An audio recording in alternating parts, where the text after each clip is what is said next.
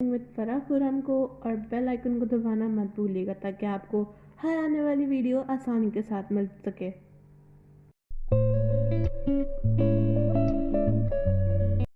अस्सलाम वालेकुम friend, cooking with Farah Khurram के साथ हाजिर हूँ। आज मैं आपके लिए लेकर आई हूँ बहुत ही मज़ेदार सब्ज़ी। बैगन की सब्ज़ी है ये, बैगन का भुर्ता।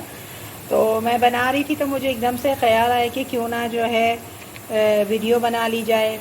तो इसमें मैंने जो है वो 3 जो है वो बैगन लिए हैं और इनको बीच में से काट के मैंने बॉईल कर लिया है। इसमें 1 टमाटर जाएगा, नमक, हल्दी, लाल मिर्च और अदरक लहसुन पिसा हुआ।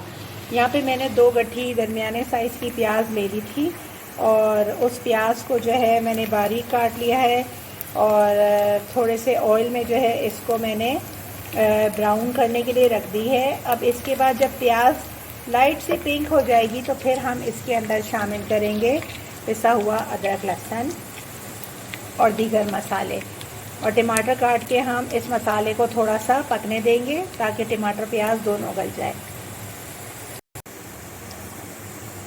तो देखें फ्रेंड, ये जो है प्याज ब्राउन हो गई है और अब इस प्याज के अंदर मैं जो हूँ वो 1 टेबल स्पून के करीब अदरक लहसुन का पेस्ट शामिल करूँगी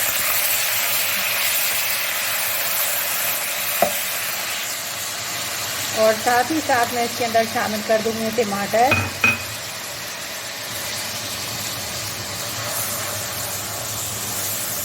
बहुत ही मज़े का बनता है। आप इसको नान के साथ या आप इसको पराठों के साथ खाएंगे तो ये बहुत ही मज़ा देगा।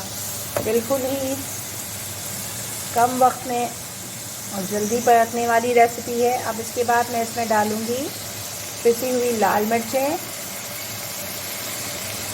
ये मैंने 1 टेबल स्पून के करीब डाली है और हल्दी 1/2 टीस्पून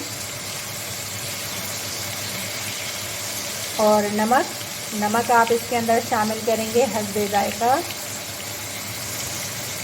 मैंने 1 टीस्पून के करीब नमक डाल दिया है। अब इस मिक्सचर को मैं थोड़ी देर पकाऊंगी ज़रा सा पानी डाल के, ताकि टमाटर और प्याज जो है वो एक साथ गल जाएं।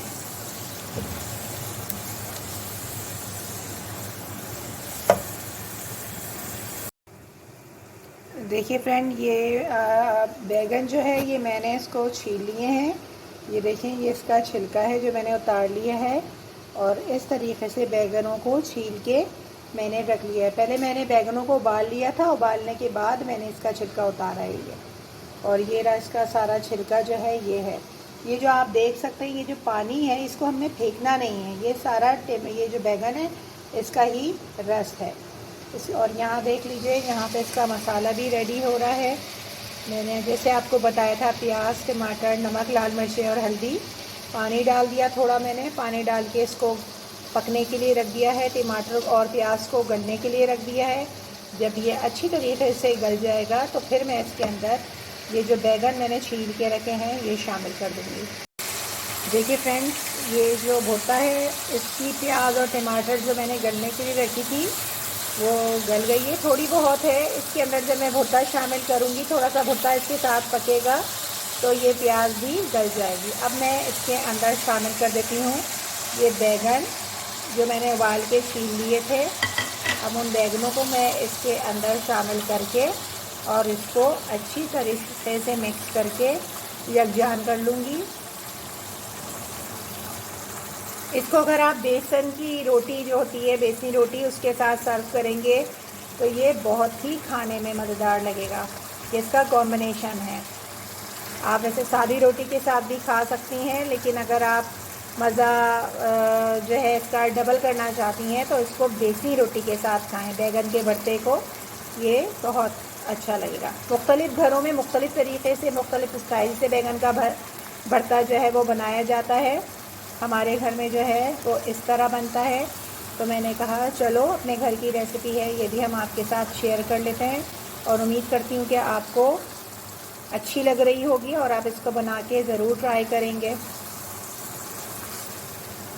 ये देखें, इस तरह हम जो है वो अच्छी तरीके से, अभी भी ये जो आपको थोड़ा थोड़ा सा टुकड़े नज़र आ रहे हैं, ये भी भुनाई के वक्त सारे के सारे मिक्स हो जाएंगे। इसमें थोड़ा सा इसका हरा धनिया शामिल कर लेते हैं। वैसे तो अगर आप पुदीना डालेंगी तो इसका मज़ा दुबाला हो जाएगा। पुदीना मेरे पास अवेलेबल नहीं था तो मैंने हरे धनिए से काम चला लिया है। आपके पास मौजूद हो तो आप इस पर पुदीना बारीक काट के इस वक्त डाल दीजिएगा, बाकी गार्निश करते हुए डालिएगा।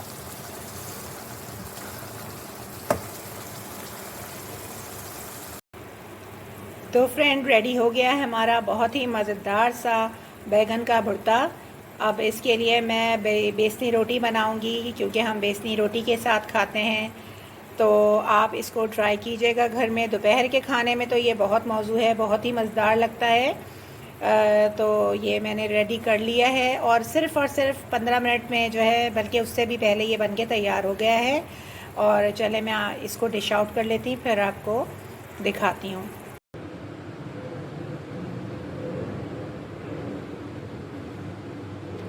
तो फ्रेंड ये देखें, मैंने निकाल लिया है बैगन का भरता और यहाँ पे बेसनी रोटी भी रेडी हो गई है। इसके ऊपर मैंने थोड़ा सा मक्खन लगा लिया था और प्याज।